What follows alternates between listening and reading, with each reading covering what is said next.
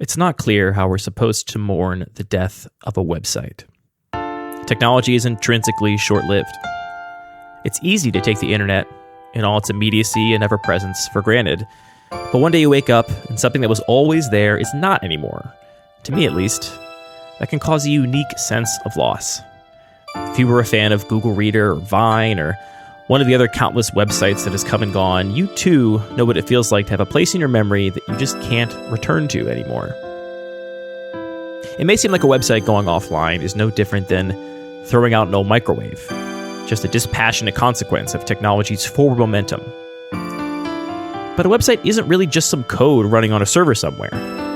In the same way that a movie isn't just some images on a reel of film, nor a painting just some pigment applied to a canvas. A website is a tool, a resource, and a conduit for human connection. Its value is not in its lines of code, but in its impact on the community in which it operates. A well-loved website going offline is not like throwing out in a microwave. It's more like the library burning down. As of today, November 1st, 2021, CubeTutor.com has been taken permanently offline. It was the first website designed specifically for managing a cube, and for the majority of its 8.5 years in operation, the only viable way to search, share, and draft cube lists online. For many people, myself included, designing and managing their cube is a huge labor of love, with countless hours spent poring over their list, simulating drafts, and writing up detailed explanations for all their cuts and additions, documenting their evolving philosophy of the game. In fact, I think it's a pretty safe bet that most cube designers have spent more time working on and thinking about their list alone than drafting it and playing it with others. This is where we owe Cube Tutor, and Ben, the man responsible for it, a huge debt of gratitude. I'm a firm believer that the tools you have access to have a profound impact on how you process information and engage with the world.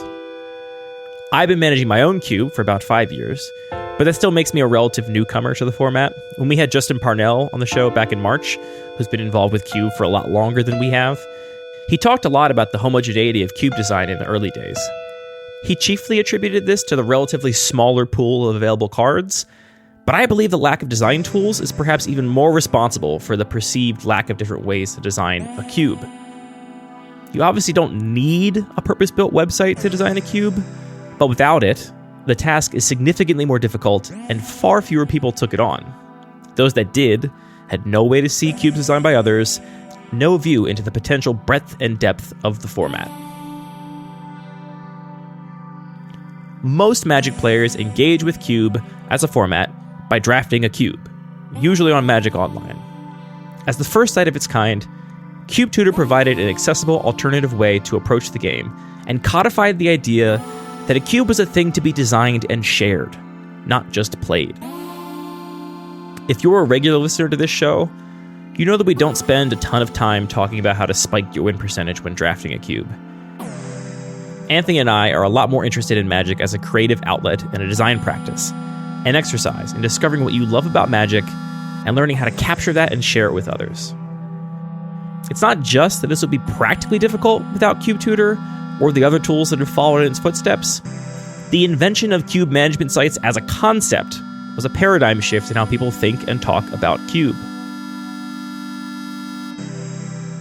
It's difficult to imagine where the Cube community would be today if not for Cube Tutor, but I'm not sure I would have ever started playing Cube without it, and there are probably hundreds of others just like me. For everything I love about Cube, and all the ways it's enriched my life, I, at least partially, have Cube Tutor to thank. So thanks, Ben.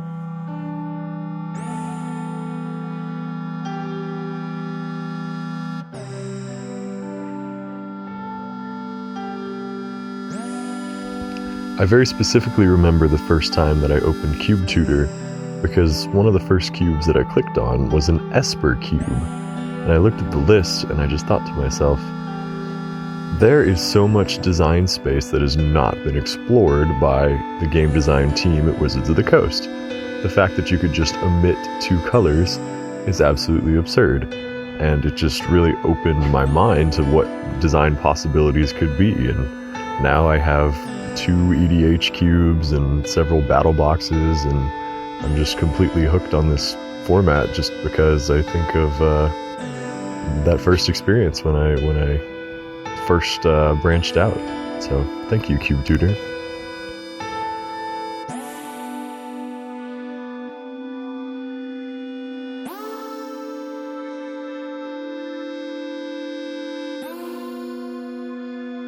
Hey, my name's Chris Taylor. I've been cubing since 2006, and Cube Tutor actually let me share that with people.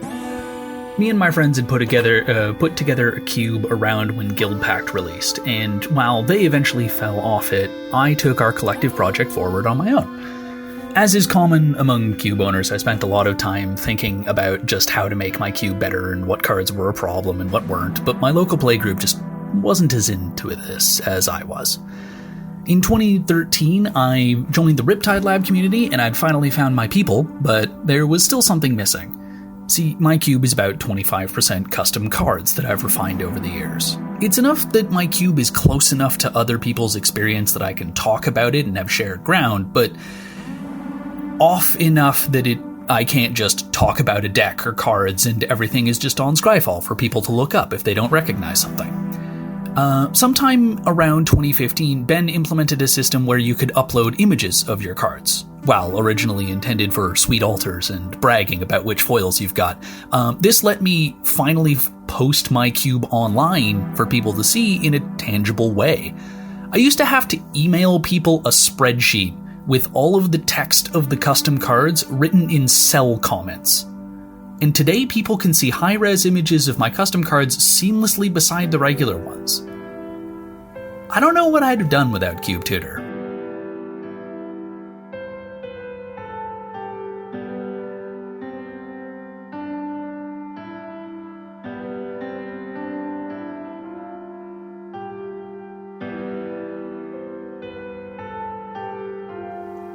Hi, my name is Gwen. I've been cubing for as long as I've been playing Magic, and I've been using Cube Tutor for most of those years. I've designed dozens of cubes, but the vast majority were half-baked and never really came together physically. But the tools provided by Cube Tutor enabled me to engage in the format nonetheless. My interest in the format would certainly not be the same without Cube Tutor.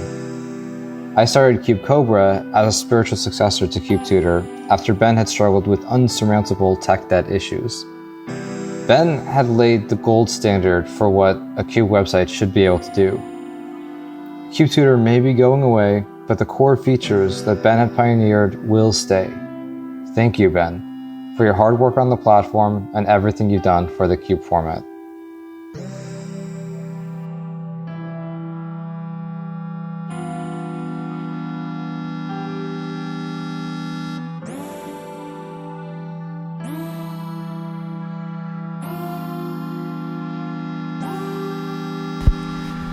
Yes, I'd like to take a minute to thank Ben and Cube Tutor.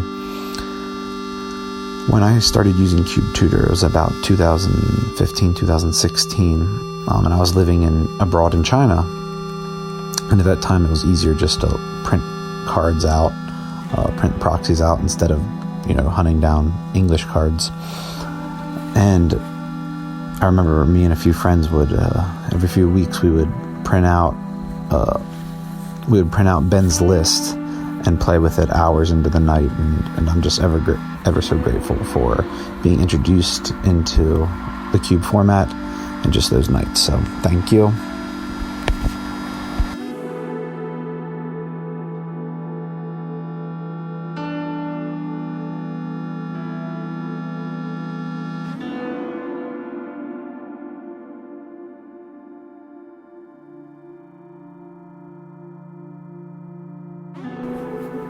Hey everyone out there in Lucky Paperland, this is Justin Parnell. You might know me from the Think Twice podcast, the 540 podcast, or Commander Versus on Star City Games.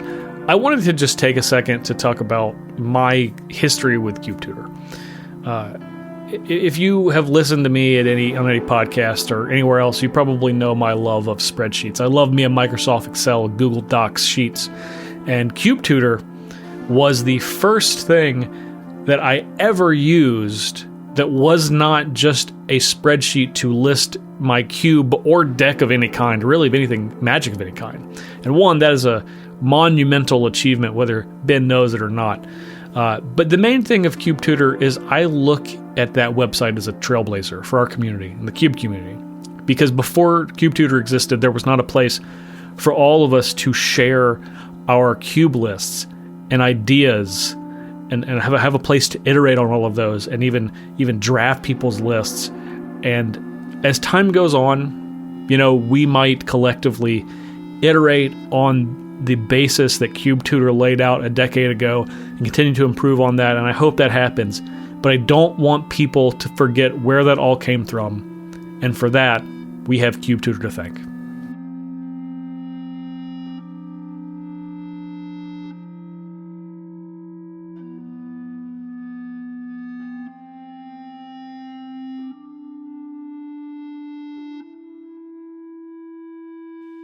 Hey guys, this is Nick, aka Silverblood, on Cube Tutor and Cube Cobra and other places.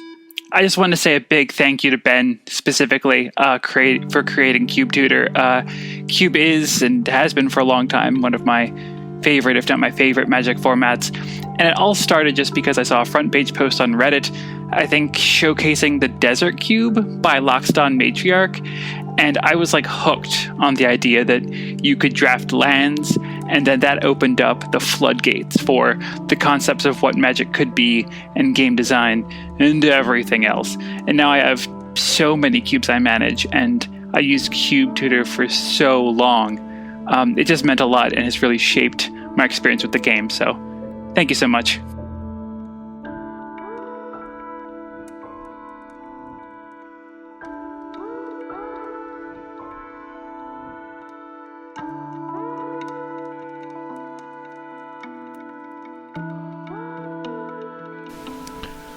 Hi Ben, it's Simple Man. I'm the senior moderator over at the MTG Cube subreddit, and I'm the owner of the Cube Talk Discord server. I've been following Cube Tutor since the beginning, and I've been a Patreon member since day one, and I can't overstate how revolutionary Cube Tutor was as a tool. We were all mucking about with spreadsheets and trying to organize it by curve and by color. It was such a nightmare, and on the first day that I saw Cube Tutor, I was just floored by how intuitive and easy it was to use, and the functionalities were amazing. It felt like that I was a caveman suddenly given the gift of fire. It was just that amazing. And, further along, we got more functions, such as sample packs, which were great for pack one, pick one discussions, AI drafting and grid drafting, and all these tools were just so necessary for the growth of the format, and it allowed it to be shared and spread around in ways that were undreamt of. So Ben, from the bottom of my heart, I want to say thank you for the wonderful gift that was Cube Tutor, and I hope that you'll always be a part of this community.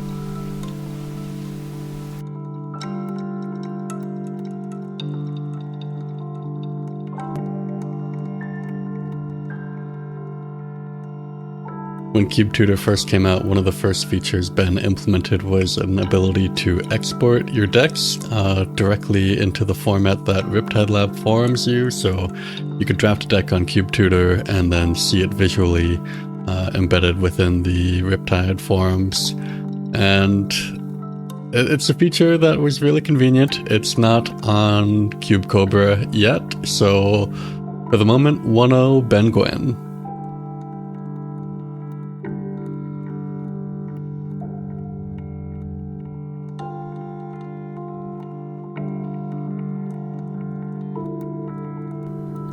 This is Parker Lamascus, and I want to share the story of how I got into cube design. In my senior year of college, I had a pretty bad run-in with some scummy Magic players, and I was looking for a way to engage with Magic on my own terms. I started looking at cube design, and shortly, I became cube number 88886 on Cube Tutor. I proceeded to waste the rest of my senior year constantly tweaking my cube list, which I dubbed, somewhat melodramatically, the Exploration. I think it's just because I loved the explore mechanic. My first blog post is gushing with excitement over how much I loved Kamigawa's Genju cycle, and my plans to, as I put it, build on the success of my first drafts. Looking back, I realized that those early frenzied days were the start of my apprenticeship to design. And without Cube Tutor as such an engaging, welcoming platform, it may have been years before I discovered my passion for the hobby of Cube and the much deeper love for design, for things well made, that unites this community. Cube Tutor was well made, and I'm thankful for those who made it so, because Cube Tutor was the port from which I embarked on my explorations of a new world. Thank you.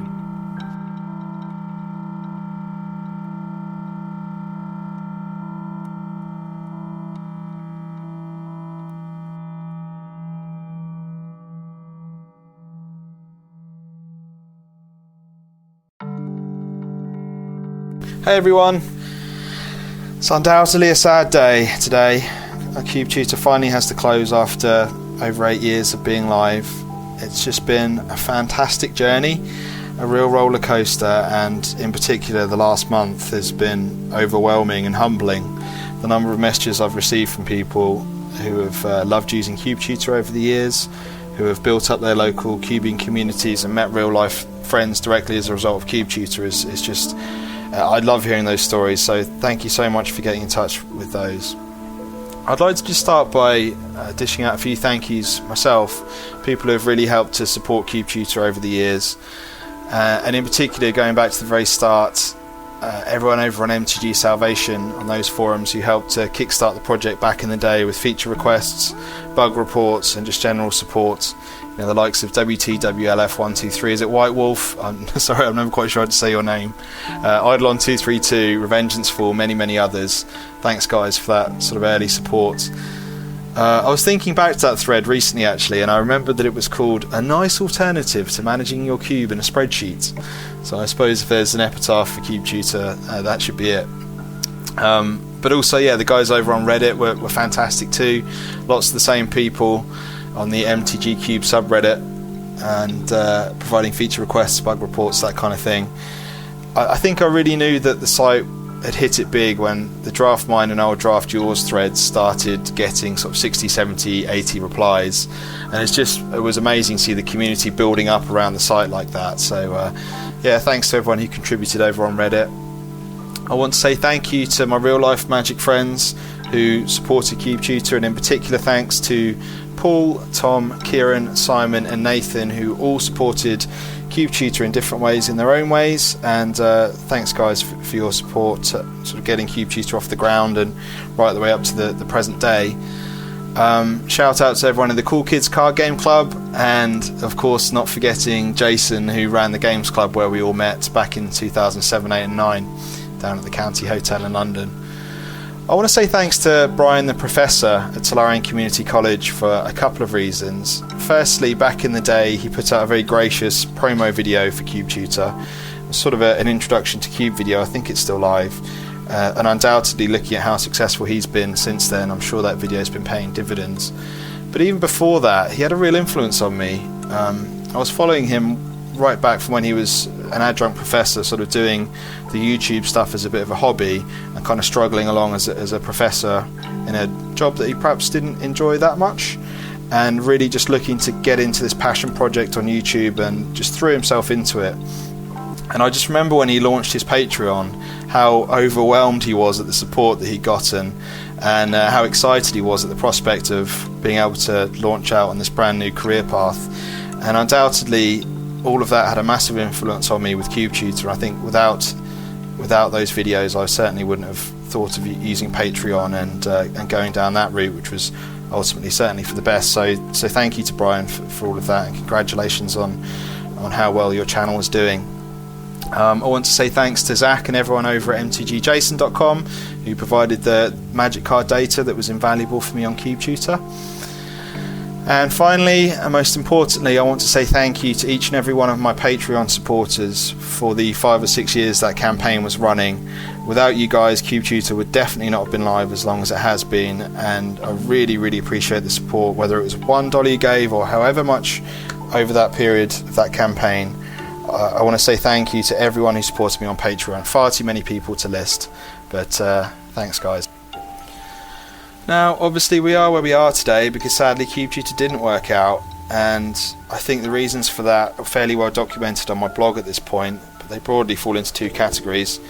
Firstly, there were some technical obstacles, and secondly, some changes in my own personal life meant that I didn't have as much time to dedicate to CubeTutor as I once did. But in retrospect, I think that my biggest lesson learned from all of this is that none of that couldn't have been overcome by leveraging the skills in the community. I think you've only got to look at CubeCobra's GitHub page, which the last time I checked had 55 contributors, to see just how much skill and passion there is out there to dedicate to a project like this. So I think both those technical issues and my lack of time could have been overcome by open sourcing CubeTutor a little bit earlier, and I think that's perhaps my biggest regret at this stage. But congratulations to CubeCobra and to Gwen, who's done a fantastic job kicking off that project, really galvanising the whole community behind it. I think it looks fantastic, and I look forward to following it over the next few years. Wish those guys all the best of luck.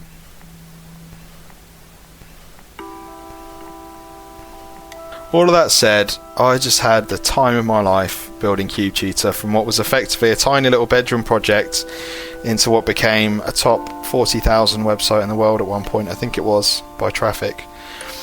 And seeing it grow as I added new features and the community embraced it and it became more widely known, it was just a fantastic feeling. And I quit my job in December of 2013, sort of fairly speculatively, back before any of that had happened. Hopped on my bike and went to work with other freelancers and indie developers at the Google campus in East London. Just a free little cafe that you could go and work in, but there was a real sort of creative buzz there, lots of like-minded people working on their own projects, and it was undoubtedly the happiest time of my professional life, going into there every day and building CubeTutor, and I look back on that with nothing but fond, happy memories. So I just wanted to sort of sign out by saying, if there's anyone out there in a similar position to I was in 2013, or perhaps the professor was when he was an adjunct professor and, you know, looking to do something that he felt a bit more fulfilled by, I couldn't encourage you any more to take that first leap, and it can be daunting.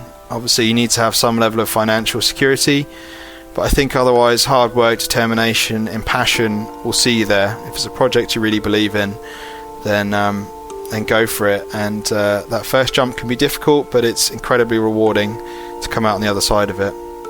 And so whilst we are where we are with CubeTutor, you know, I still consider the project a massive success. I look back on it incredibly fondly, and I want to say thank you again one last time to everyone for coming along on the journey with me. Whilst CubeTutor itself is now officially offline, ben@cubetutor.com, my email address is still alive and kicking, so yeah, please do reach out with your stories. And that's it for CubeTutor, a nice alternative to managing your cube in a spreadsheet. Thanks for everything, and happy cubing. Cheers.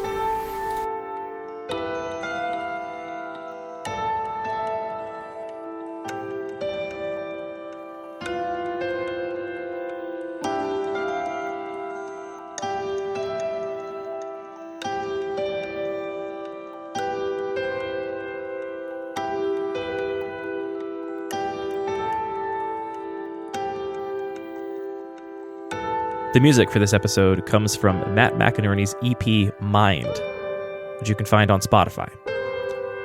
Thanks to everybody who sent in their voice memos to help make this possible. And one last time, thanks, Ben.